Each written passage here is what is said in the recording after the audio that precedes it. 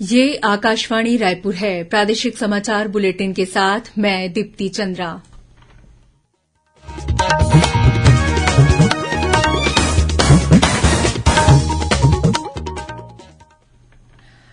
और अब पेश हैं आज के मुख्य समाचार। धरना प्रदर्शन के संबंध में राज्य सरकार के नए नियम के विरोध में भाजपा की प्रदेश इकाई ने आज सभी जिलों में जेल भरो आंदोलन किया। विभिन्न जिलों में पार्टी के बड़े नेताओं की अगुवाई में कार्यकर्ताओं ने दी गिरफ्तारियां। केंद्र सरकार ने गेहूं की सरकारी खरीद 31 मई तक बढ़ाई। प्रदेश में भालू हमले की अलग अलग घटनाओं में एक व्यक्ति की मौत, 3 अन्य लोग घायल। और आज मनाया जा रहा है बुद्ध पूर्णिमा का पर्व। उपराष्ट्रपति, प्रधानमंत्री और छत्तीसगढ़ की राज्यपाल और मुख्यमंत्री ने दी शुभकामनाएं।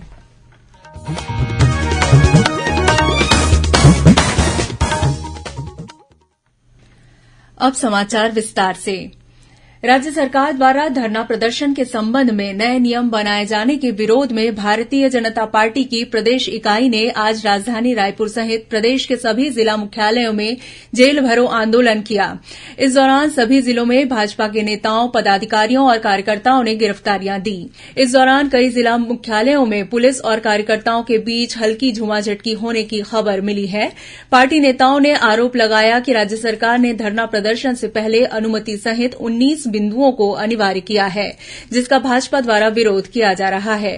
राजधानी रायपुर में भाजपा नेता, पदाधिकारी और कार्यकर्ता तेलीबांधा तालाब, आजाद चौक, फाफाडी चौक और कालीबाड़ी चौक से एक साथ मुख्यमंत्री निवास का घेराव करने निकले। इस दौरान पार्टी कार्यकर्ताओं ने सरकार के खिलाफ जमकर नारेबाजी भी की। पुलिस ने प्रदर्शनकारियों को मुख्यमंत्री निवास पहुंचने से पहले ही रास्ते में रोक लिया, जहां पार्टी कार्यकर्ताओं ने गिरफ्तारियां दी। प्रदर्शनकारियों को केंद्रीय जेल परिसर में अस्थायी जेल बनाकर रखा गया। आंदोलनकारियों को रोकने के लिए पुलिस ने राजभवन और मुख्यमंत्री निवास के आसपास की सड़कों के अलावा अन्य मार्गों पर भी जगह जगह बैरिकेड्स लगा रखे थे। राजधानी में हुए विरोध प्रदर्शन में पार्टी के वरिष्ठ नेता बृजमोहन अग्रवाल और प्रदेश संगठन महामंत्री पवन साय सहित अन्य पदाधिकारी शामिल हुए। श्री अग्रवाल ने कहा कि राज्य सरकार की नीति के खिलाफ आगे भी यह आंदोलन जारी रहेगा। भाजपा के प्रदेश अध्यक्ष विष्णुदेव साय ने जशपुर में आंदोलन की अगुवाई की। इस मौके पर उन्होंने आरोप लगाया कि राज्य सरकार की नाकामियों की वजह से आम जनता और कर्मचारी आक्रोश में हैं तथा इसी वजह से हो रहे आंदोलनों से घबराकर सरकार ने धरना प्रदर्शनों के लिए नए नियम लागू किए हैं। वहीं राजनांदगांव में भाजपा के राष्ट्रीय उपाध्यक्ष डॉक्टर रमन सिंह की अगुवाई में जेल भरो आंदोलन किया गया। इस मौके पर उन्होंने कहा कि प्रदेश भर में पार्टी कार्यकर्ता सरकार के निर्णय के खिलाफ प्रदर्शन कर रहे हैं। इसी तरह नेता प्रतिपक्ष धरमलाल कौशिक के नेतृत्व में बिलासपुर में धरना प्रदर्शन किया गया। नेहरू चौक से प्रदर्शनकारी जब कलेक्ट्रेट घेराव करने निकले तभी पुलिस ने इन्हें रोक लिया। कांकेर में भी सांसद मोहन मंडावी की उपस्थिति में जिले के अलग अलग स्थानों से पहुंचे भाजपा अधिकारियों और कार्यकर्ताओं ने गिरफ्तारियां दी। दुर्ग भिलाई में सांसद सरोज पांडेय और सांसद विजय बघेल की अगुवाई में पार्टी के वरिष्ठ नेताओं और कार्यकर्ताओं ने गिरफ्तारियां दी। इस दौरान मानस भवन के पास प्रदर्शन किया गया। इसी तरह कोंडागांव जिले में प्रदेश भाजपा उपाध्यक्ष लता उसेंडी, कांग्रेस कांकेर में सांसद मोहन मंडावी, जगदलपुर में प्रदेश महामंत्री किरण देव और नारायणपुर में पूर्व मंत्री केदार कश्यप की अगुवाई में पार्टी कार्यकर्ताओं ने गिरफ्तारियां दी। वहीं बीजापुर में आंदोलन का नेतृत्व पूर्व मंत्री महेश गागड़ा ने किया। यहां पुलिस और कार्यकर्ताओं के बीच झड़प होने के समाचार मिले हैं। वहीं रायगढ़ में सांसद गोमती साय, अंबिकापुर में कमल भान सिंह, जांजगीर चांपा में सांसद गुहाराम अजगले, कोरबा में पूर्व मंत्री ननकीराम कंवर सहित अन्य नेता आंदोलन में शामिल हुए। इसके अलावा धमतरी में विधायक अजय चंद्राकर की अगुवाई में कुरुद, मगरलोड, नगरी और भखारा ब्लॉक के कार्यकर्ताओं ने प्रदर्शन करते हुए मोटरसाइकिल रैली निकाली। वहीं मुंगेली और महासमुंद सहित अन्य जिलों में भी आज भाजपा द्वारा जेल भरो आंदोलन के तहत धरना प्रदर्शन किया गया।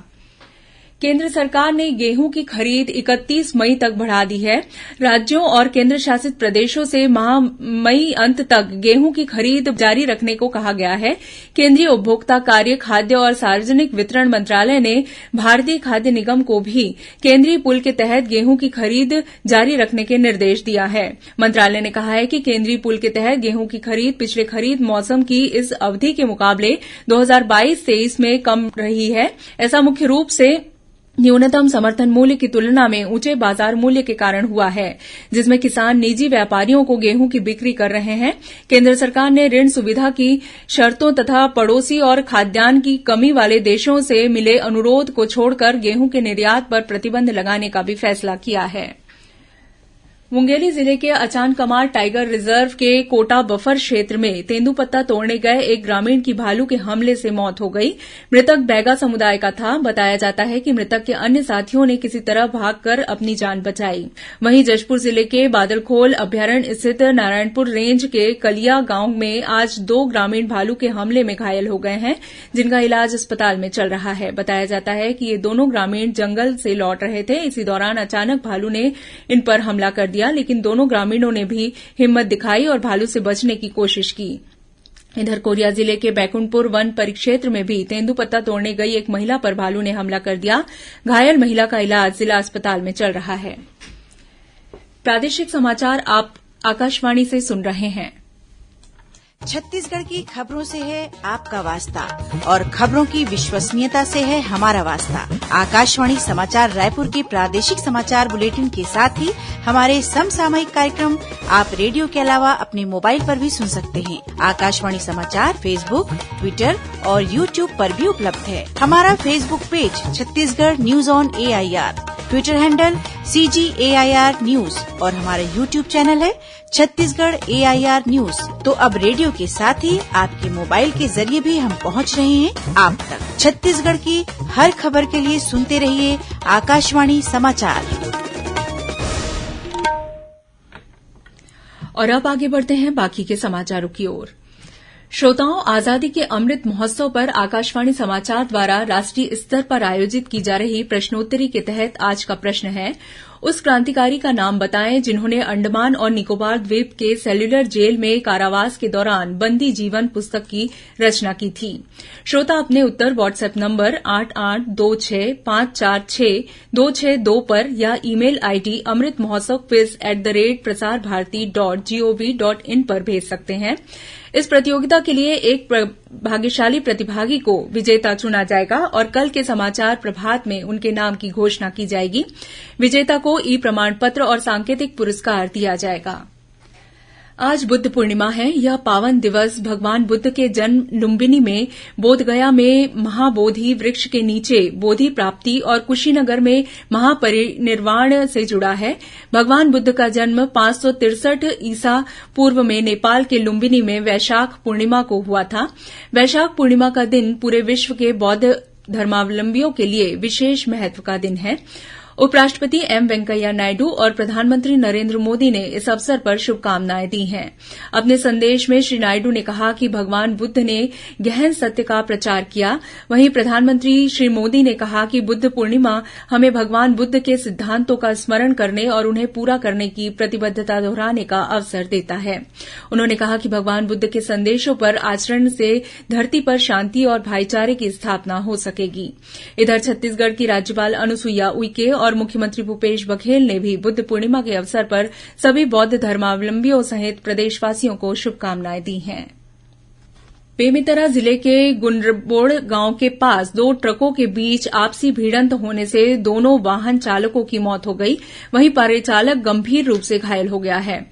वहीं रायगढ़ जिले के खरसिया चौकी क्षेत्र के महका गांव में आज तालाब में नहाने के दौरान 2 बच्चों की डूबने से मौत हो गई।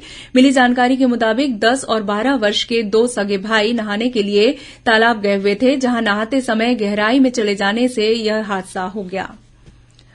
सुकमा जिले में पोलमपल्ली इलाके के अतुलपारा के पास सुरक्षा बलों ने पाइप बम बरामद किया है। जिले के पुलिस अधीक्षक सुनील शर्मा ने बताया कि रोड ओपनिंग के लिए निकले सीआरपीएफ और डीआरजी के जवानों ने एलमागुड़ा मिनपा के बीच यह विस्फोटक बरामद किया है। माओवादियों ने सुरक्षा बलों को निशाना बनाने के उद्देश्य से यह विस्फोटक लगा रखा था।